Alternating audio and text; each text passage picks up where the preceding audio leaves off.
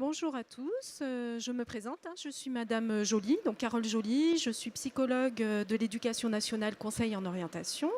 Je travaille en CIO, Centre d'information et d'orientation de Brest, qui est un CIO relais Europe. C'est pourquoi je me propose de vous dresser un petit peu les différents programmes de mobilité qui peuvent exister. Donc des programmes de mobilité qui peuvent se faire dans le cadre d'études ou alors, ou alors dans le, ou alors dans le cadre hors études. Est-ce que tout le monde entend bien? Est-ce que je ne parle pas trop fort? D'accord. Euh, donc voilà, l'objectif est de vous présenter donc les différents programmes de mobilité, les ressources, les sites internet associés à chaque programme pour que vous puissiez aller plus loin dans votre réflexion. Ça fait déjà 3 ans, ou la quatrième année, que nous sommes présents sur Azimut avec un stand, on va dire, identifié sur l'international. Il y a un stand qui s'appelle Je pars à l'étranger. Sur ce stand, vous pourrez me retrouver avec des collègues du CIO et également retrouver des partenaires comme des personnes ressources de l'UBO, du BIGE, du Bureau d'information jeunesse, mais aussi de Brest Métropole. Et également sur le stand Je pars à l'étranger, vous allez pouvoir échanger avec des étudiants qui sont partis en mobilité, en séjour Erasmus ou qui ont effectué un service volontaire européen, par exemple. Mais aussi, vous allez pouvoir échanger avec des étudiants en mobilité entrante. La mobilité entrante, donc, c'est des étudiants étrangers qui viennent sur un programme Erasmus+, ou un service de volontariat depuis l'étranger et qui viennent faire leur mobilité en France. Et qui ont été dans les mêmes questionnements que les élèves qui souhaitent voilà, partir à un moment donné à l'étranger. Alors, je vais dérouler le diaporama. Donc, la première partie sera, on va dire, un petit peu descendant, c'est-à-dire que je vais vous brosser les différents programmes de mobilité. Et dans une deuxième partie, on réservera un petit temps pour les questions. Donc vous n'hésiterez pas, en fin de présentation, à lever le doigt, à ce que je puisse vous faire passer un micro pour que vous posiez des questions qui soient audibles par tout le monde et voilà, qui peuvent faire avancer tout le monde dans sa réflexion. Et je me tiendrai à votre disposition de toute façon en fin de présentation. Et sinon, sachez que vous pouvez nous retrouver sur le stand Je pars à l'étranger.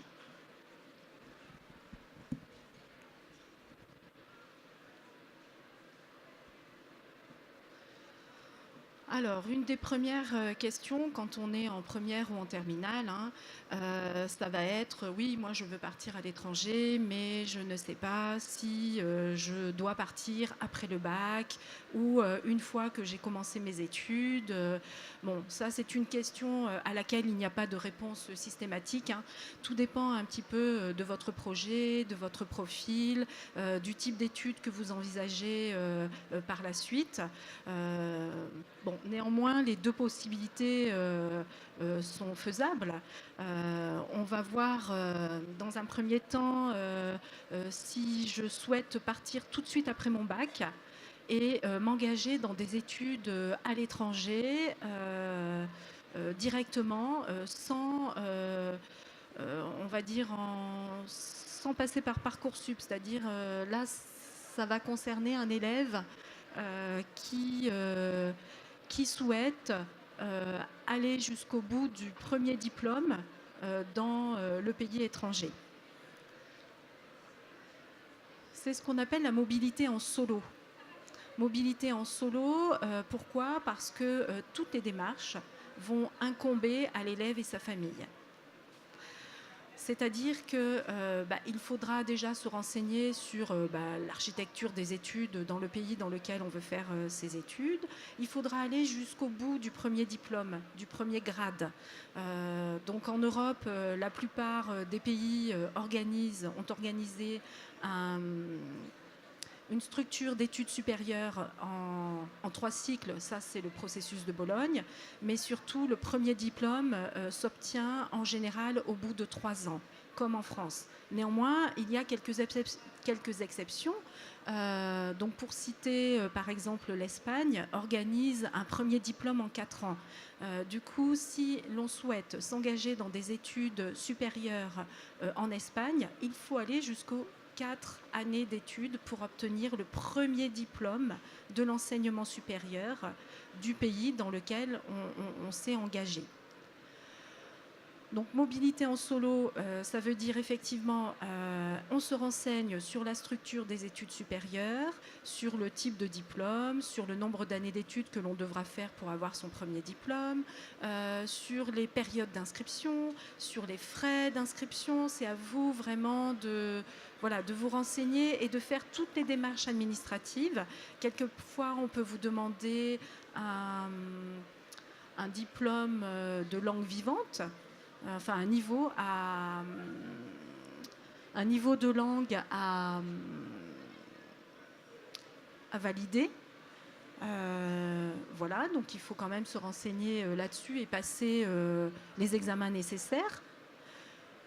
On peut aussi, dans certains pays, vous demander un visa. Donc voilà, il peut y avoir des démarches administratives supplémentaires à faire en fonction du pays dans lequel on veut étudier. Évidemment, la recherche de logement est à votre charge. Voilà, vous comprenez tout le sens de ce terme que l'on emploie, qui est la mobilité en solo. Tout est à organiser par l'élève et sa famille. Donc vous avez évidemment, si vous êtes dans ce projet-là, il faut en discuter autour de vous, prendre un maximum d'informations, ne pas hésiter à échanger un maximum pour vous faire progresser dans la réflexion de votre projet, dans la faisabilité de votre projet. Et puis, il peut aussi y avoir des questions de reconnaissance de diplôme. Qui peuvent se poser. On peut se demander, je veux aller en Espagne faire des études de kiné, comment est-ce que c'est reconnu si je reviens travailler en France? C'est des questions qu'il faut quand même se poser. Si je décide d'aller donc dans une école d'ostéopathie équin, j'ai vu qu'il y avait une école très reconnue, enfin on trouve de tout, donc on peut se dire il y a une école très reconnue qui est peut-être au Royaume-Uni, comment ça se passe si je veux travailler en France par la suite? Donc toutes ces questions, il faut les avoir brossées pour pouvoir construire son projet et ne pas avoir de surprise par la suite.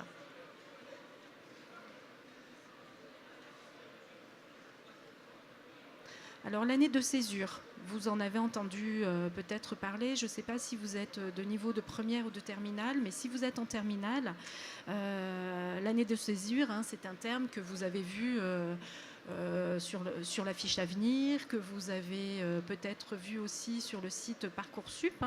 Vous avez toute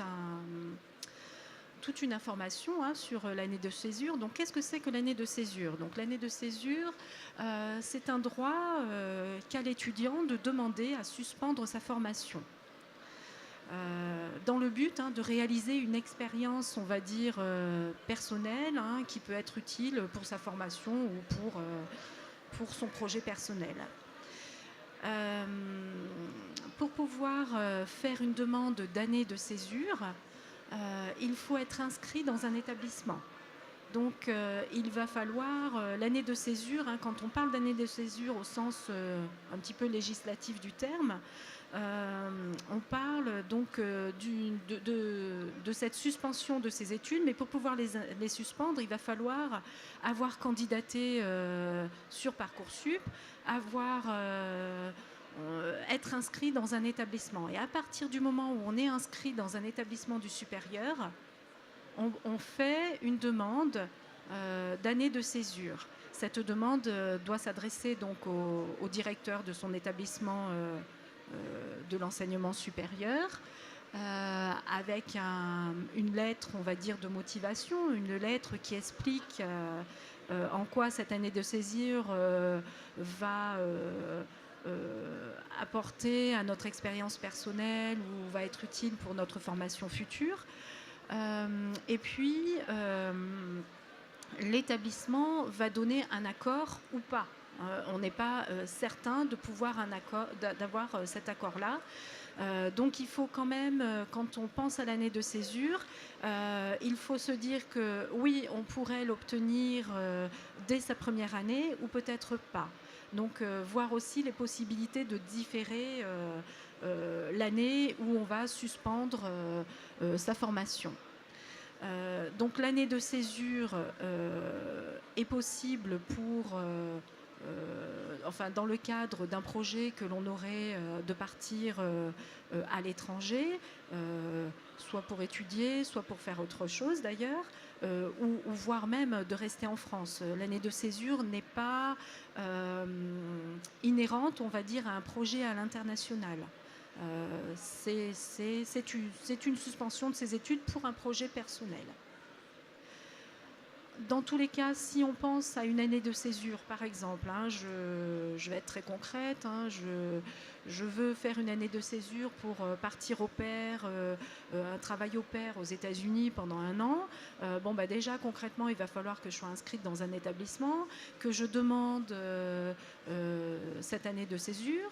Et si j'ai un accord, je pourrai partir. Donc ça ne va pas se faire, l'année de césure va se demander courant du mois de septembre, et puis on ne va pas pouvoir partir dès le mois de juillet en travail au pair pour 1 an. Donc il y a des contraintes administratives.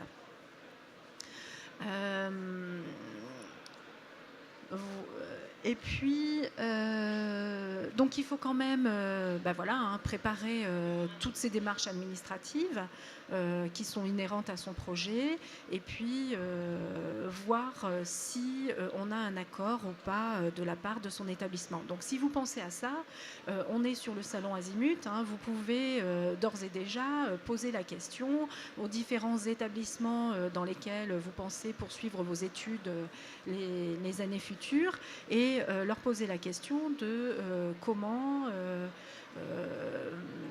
est-ce que c'est facile de pouvoir obtenir un accord pour une année de césure, quel est le profil, etc., etc.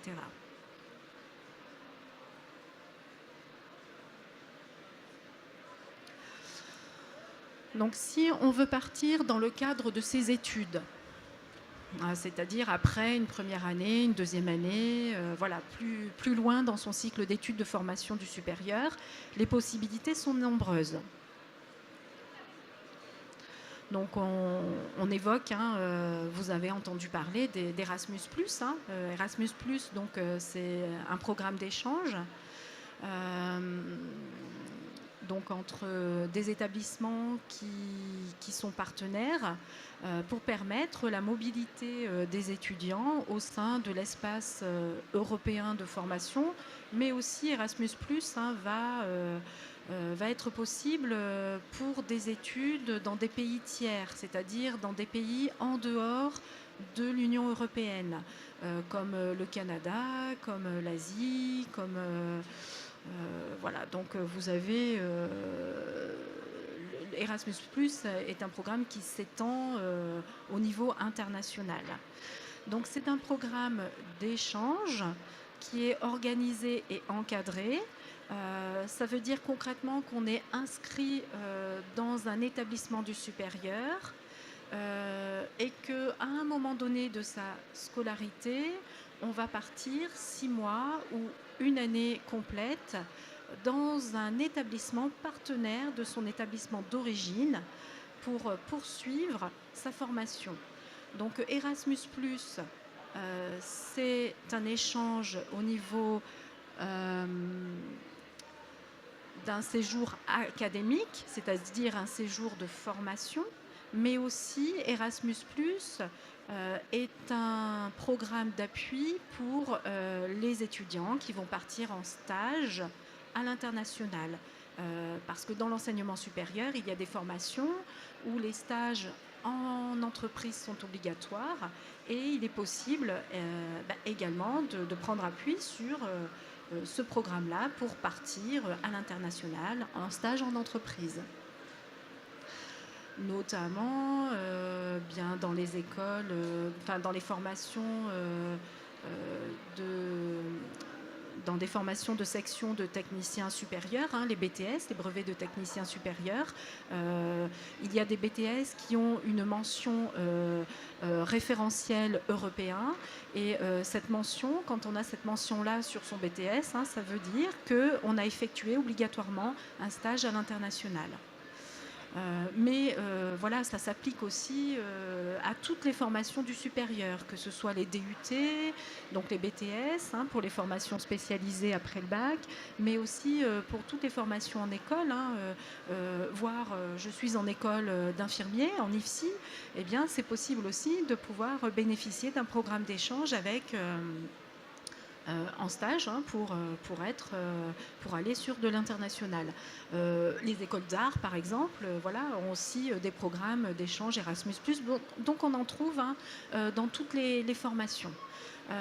L'avantage d'un programme Erasmus+ par rapport à une mobilité en solo, c'est qu'on appartient toujours à son université d'origine. Et donc les frais d'inscription sont toujours celles de la France. Alors c'est vrai qu'on est un pays du monde où les frais d'inscription dans l'enseignement supérieur, en tout cas à l'université, sont les moins onéreux. Donc ça peut être aussi un avantage selon votre projet et vos ressources financières. De pouvoir partir sur un programme d'échange Erasmus+, plutôt qu'en mobilité en solo, parce que la mobilité en solo, eh bien, on est soumis aux frais d'inscription, on va dire, du pays. La durée maximale d'un programme d'échange Erasmus est 12 mois par cycle d'études. Donc pour nous, un cycle d'études, c'est la licence. Donc on a droit à 12 mois sur une période licence. Et puis un autre cycle d'études, c'est le master. Donc au maximum, on pourrait partir 12 mois sur son cycle licence, mais 12 mois aussi sur un cycle master. Et puis vous avez aussi des diplômes, des doubles diplômes, ou des diplômes conjoints, ou plus tard au niveau master, des masters Mondus, qui sont des diplômes très tournés vers l'international, où on va passer plus de temps encore dans le pays partenaire de son université d'origine pour un séjour académique. J'ai pas cité non plus les IEP, Sciences Po, les IEP, les instituts d'études politiques sont aussi des établissements où il est possible de partir en programme de mobilité sur un séjour académique. Et puis pour les stages en entreprise, il existe des organismes, donc l'OFAGE, qui est l'Office Jeune. Alors c'est avec l'Allemagne, c'est un partenariat entre l'Allemagne et la France qui permet à des étudiants qui maîtrisent l'allemand de pouvoir trouver un stage en Allemagne. Vous avez aussi un office équivalent pour tout ce qui concerne le Québec. Donc en fait, quand on part en Erasmus+, on va avoir un contrat pédagogique. Ça, c'est important de comprendre que c'est vraiment une mobilité qui est encadrée. Déjà, on appartient à son université, on va dire, d'origine, qui a un lien avec une université partenaire dans un pays dans lequel on souhaite aller. On ne choisit pas forcément l'université ou le programme.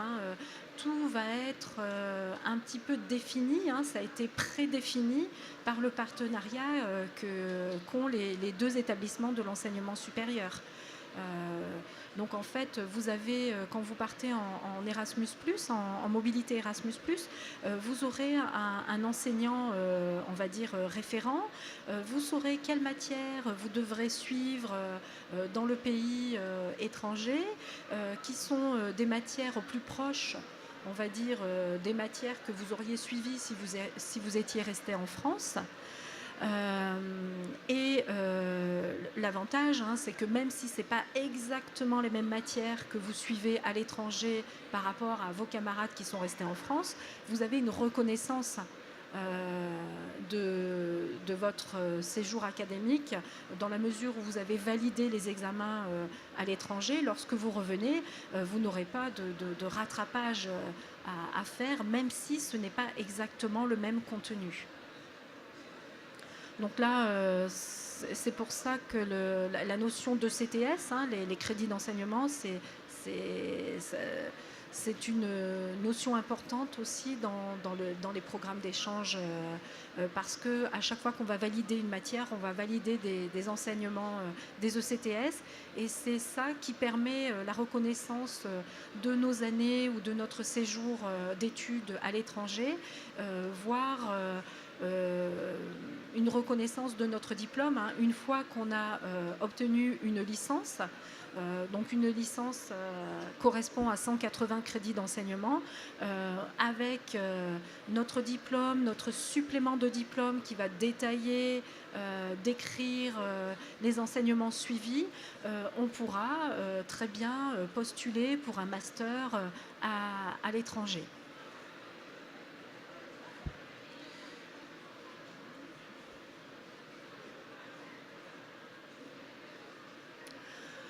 Donc, j'en ai fini un petit peu avec la mobilité dans le cadre des études. Maintenant, je vais aborder la mobilité possible dans un cadre hors études. Et donc, on voit qu'il y a, on va dire, deux objectifs. Soit on veut partir à l'étranger pour avoir une expérience professionnelle, soit on veut plutôt s'inscrire dans une expérience, on va dire, de volontariat, d'enrichissement personnel. Donc voilà, les objectifs sont un peu différents. Donc si l'on souhaite avoir une expérience de travail à l'international, quels sont les différents programmes qui existent? Alors vous allez avoir le travail au pair. Donc là, le travail au pair est assez répandu.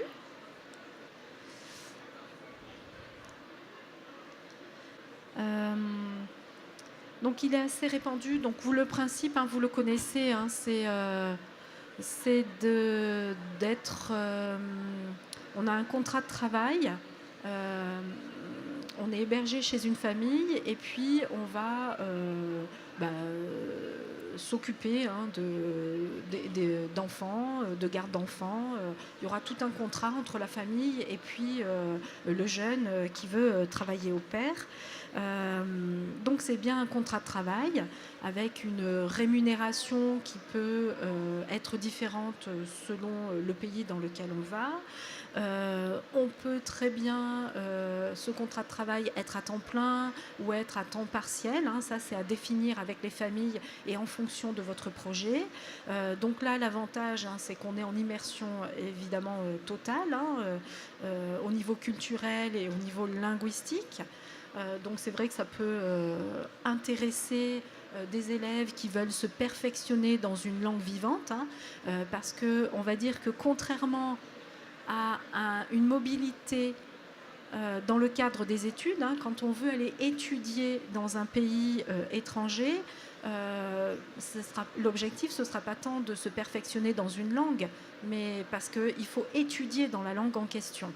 Donc vous voyez, il y a une petite nuance qui est importante, la maîtrise de la langue n'est pas la même. Et ce que j'ai oublié de préciser, alors je suis désolée, je reviens sur un retour en arrière, mais Erasmus+, c'est une demande que l'on doit faire à son établissement. Donc dans les universités, vous avez un service qui va gérer les demandes des élèves à partir en Erasmus+, et il y a une sélection. Il y a une sélection qui se fera sur la base de ses résultats académiques. Voilà, il faut que l'étudiant il soit à l'aise dans la langue, il soit à l'aise dans sa formation pour partir étudier à l'étranger. Donc voilà, je suis désolée, c'était une petite parenthèse parce que j'ai omis de vous préciser cela. Et en même temps, ça fait le lien avec avec cet objectif qui est de se perfectionner dans la langue et qui est un petit peu différent. Donc c'est vrai que le travail au pair, bien à la fois on est nourri, on est hébergé, on a une rémunération et on est en immersion totale, en immersion culturelle et linguistique totale qui permet vraiment de nous perfectionner, en tout cas d'acquérir de la fluidité dans les langues vivantes. Donc selon les pays, il faut satisfaire, on va dire, des contraintes administratives. Certains pays demandent un visa particulier ou un PVT, ça on verra un petit peu plus loin ce que c'est que le PVT. Voilà, donc c'est une possibilité. Il y a des agences de placement. Souvent, les étudiants, enfin les lycéens vont passer par des organismes qui vont les aider à trouver une famille qui correspondent un petit peu à leur desiderata. Donc c'est ce qu'on appelle les organismes de placement. Donc c'est moyennant une certaine somme à l'année pour pouvoir vous accompagner, préparer votre séjour.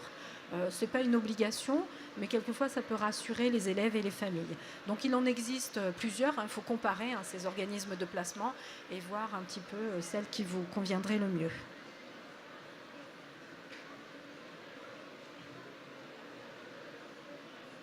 Autre possibilité, donc vous avez le PVT. Donc le PVT, c'est donc un programme vacances-travail. C'est comme un permis de travail qui est nécessaire et obligatoire lorsqu'on veut travailler dans certains pays. Alors quelquefois l'objectif est d'aller découvrir un pays et puis tout en le découvrant pouvoir faire des petits boulots quand même pour pouvoir subvenir à ses besoins quotidiens. Et certains pays, pour cela, vont demander l'obtention d'un PVT. Donc le PVT ne peut se demander qu'une seule fois. Donc c'est une démarche administrative qu'il faut faire auprès de chaque pays. Vous aurez une date d'entrée. Une fois que le PVT est accordé, vous avez une date d'entrée dans le pays et une date de sortie. Donc voilà, c'est dans un temps limité lorsque vous obtenez votre PVT. Et puis, il faut aussi satisfaire des conditions financières. Il faut au moins avoir sur un compte, on va dire, l'équivalent d'un budget, d'un billet d'avion retour. Et quelquefois, on vous demande aussi des ressources financières plus importantes pour être sûr que vous puissiez subvenir à vos besoins en étant dans le pays si jamais vous ne travaillez pas ou si jamais vous ne trouvez pas de travail. Les PVT, il y a des quotas limités par pays chaque année. Il y a un certain nombre de PVT qui sont accordés. Et quelquefois, pour certains pays, il y a un tirage au sort qui est effectué pour savoir qui obtiendra le PVT. Et puis, alors c'est l'Australie, où c'est le seul pays où il n'y a pas de limite de visa, de PVT qui est accordé. Les visas sont illimités, ce qui fait qu'il y a quand même pas mal de jeunes qui vont découvrir l'Australie et qui veulent, tout en découvrant ce pays, travailler. Et il faut savoir que l'offre de travail peut être du coup plus limitée, il peut être plus difficile de trouver un emploi. Donc il faut toujours prévoir un petit peu des ressources financières supplémentaires pour éviter de se retrouver dans des situations difficiles. Devoir rentrer en urgence parce qu'on n'a plus d'argent sur place pour subvenir à ses besoins quotidiens. Voilà, il vaut mieux prévoir une réserve d'argent pour que la mobilité se passe bien.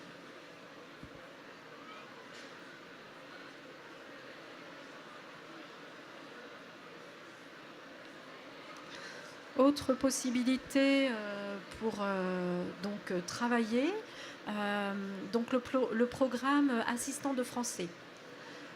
Donc là, c'est un dispositif qui s'adresse plutôt à des étudiants qui ont validé une première année ou une deuxième année à l'université.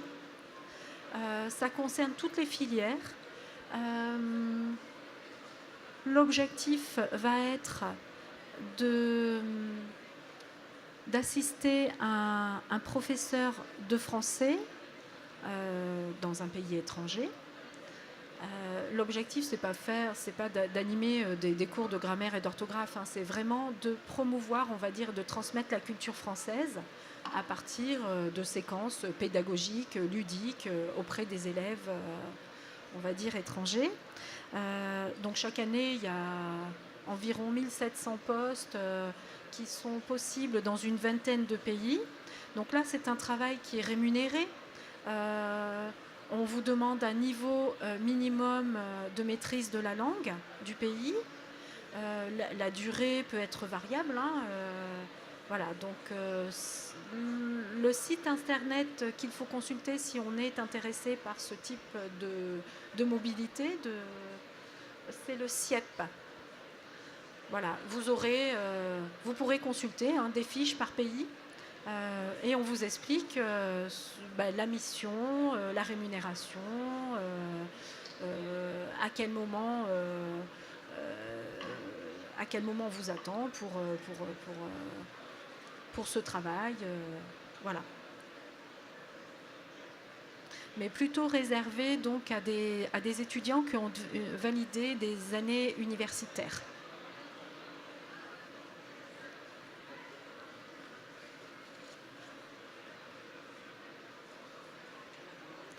Autre possibilité, le volontariat international entreprise ou volontariat international administration.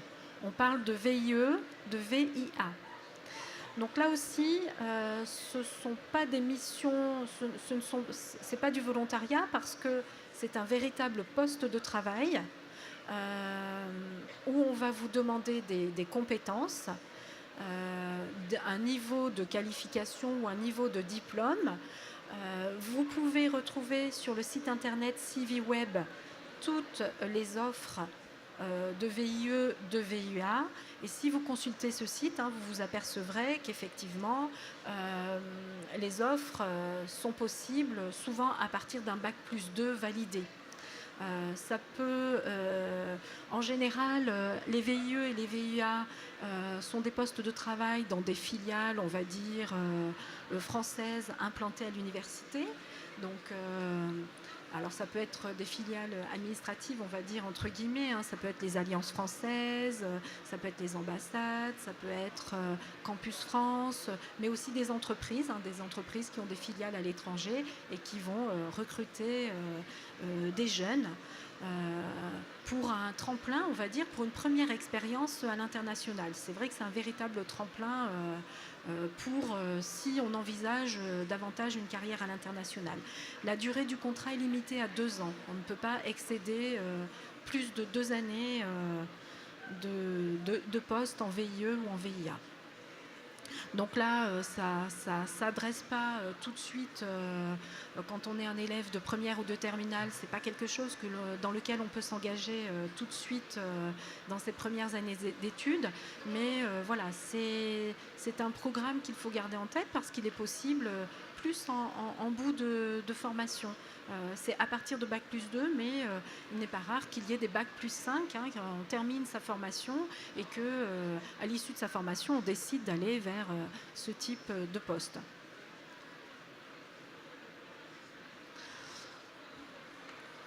Alors, si on veut plutôt s'engager dans un programme de mobilité où on veut s'enrichir personnellement, partager des valeurs, on va être plutôt sur des missions de bénévolat ou de volontariat ou de woofing.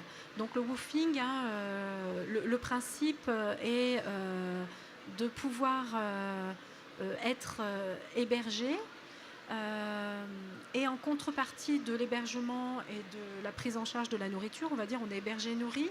Et en contrepartie, on va donner de son temps à un woofer. Donc le woofing, hein, en général, se fait au sein des fermes. C'est vrai qu'on est dans une ambiance plutôt rurale, on va dire. Euh, il faut, on va dire qu'on est plutôt dans une idéologie tournée vers l'écologie, la nature, les animaux. Et c'est une formule, hein, qui permet de découvrir un pays à moindre coût, puisque on va pouvoir être hébergé et nourri et pendant quelques heures de sa journée aider un fermier.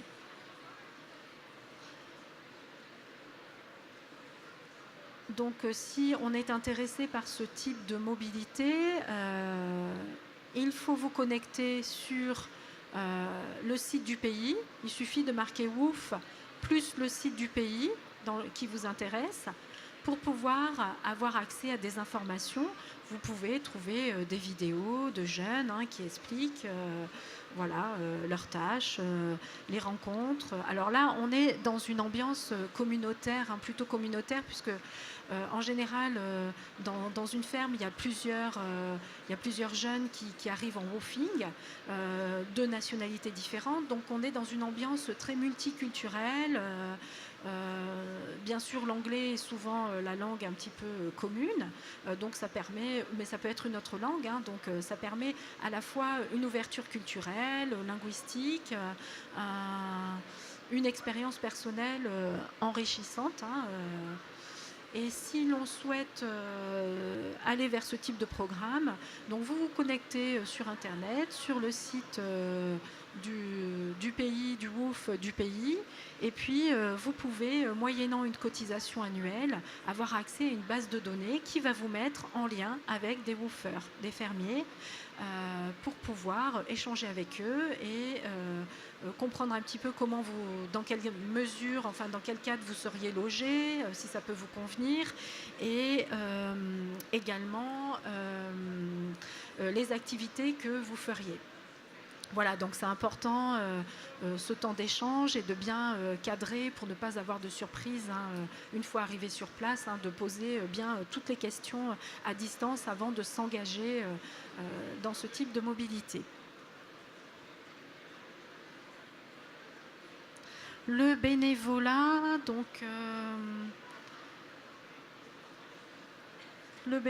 donc là, c'est quand on veut participer, s'engager dans une expérience, dans une mission qui soit humanitaire, mais ça peut être aussi scientifique, sociale, etc. Donc on veut donner de son temps au service d'un intérêt commun.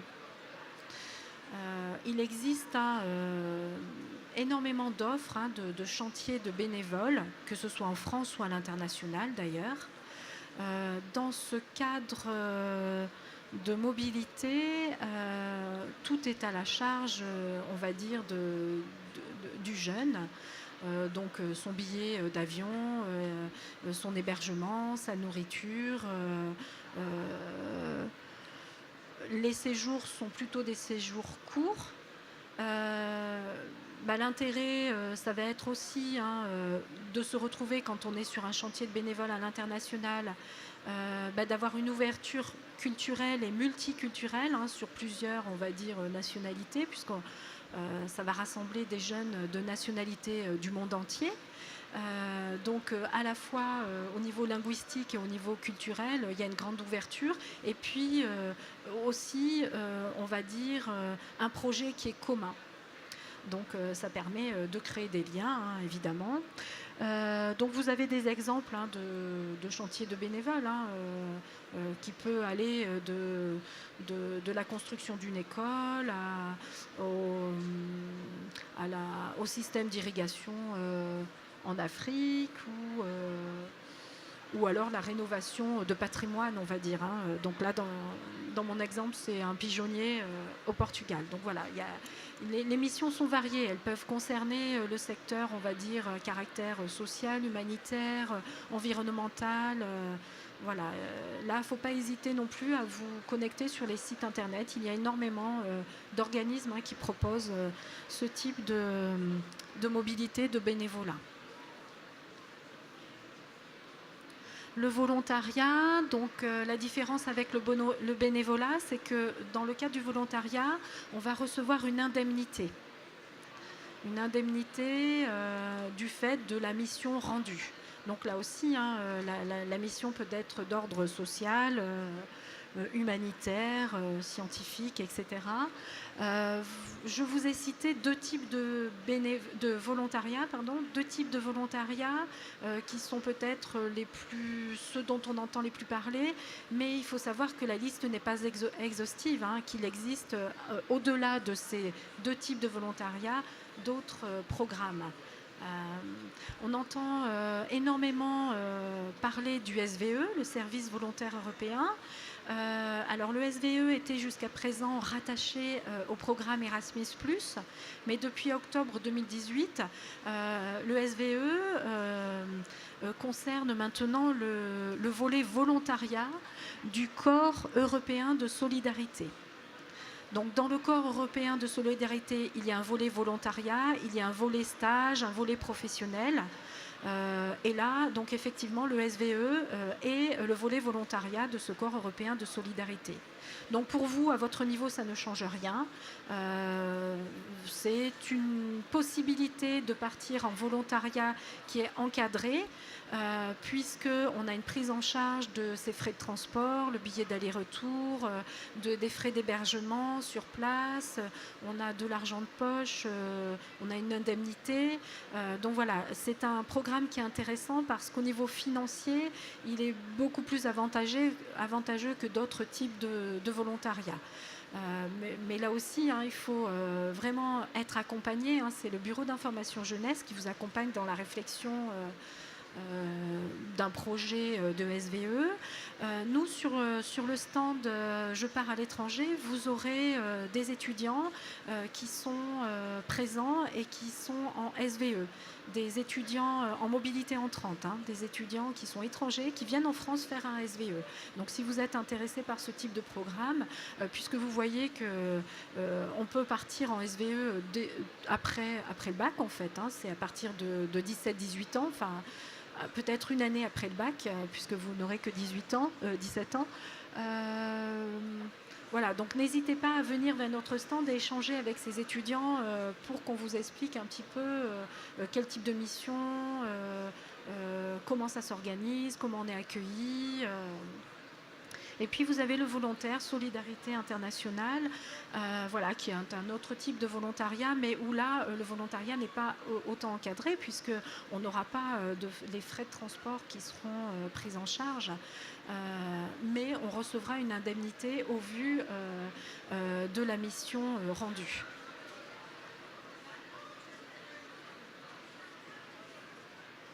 Donc les possibilités sont nombreuses, vous l'avez compris, que ce soit dans le cadre des études ou hors cadre d'études, les programmes de mobilité sont possibles. Il faut prendre le temps de bien y réfléchir, ça se construit.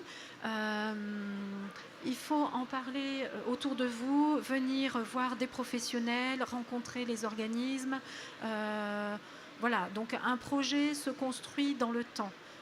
Il ne faut pas se précipiter, il faut se sentir prêt à partir pour que la mobilité se passe bien. Donc vous n'hésitez pas, puisque nous sommes là, alors nous sommes là 3 jours, le samedi également, donc vous n'hésitez pas à venir sur le stand si vous avez des débuts de questionnement, même si votre projet n'est pas du tout encore construit. Justement, c'est l'intérêt, c'est qu'on va pouvoir vous guider, vous donner des références, des sites internet utiles pour pouvoir commencer à nourrir votre réflexion et à construire tout ça. Et puis toute l'année, eh bien, vous avez des partenaires sur Brest, hein, donc le Centre d'information et d'orientation de Brest, Landerneau, CIO Relais Europe. Vous avez le bureau d'information jeunesse qui peut aussi vous renseigner, et puis les services des relations internationales des établissements, de l'enseignement du supérieur. Voilà, donc sur cette diapositive, je vous rappelle un petit peu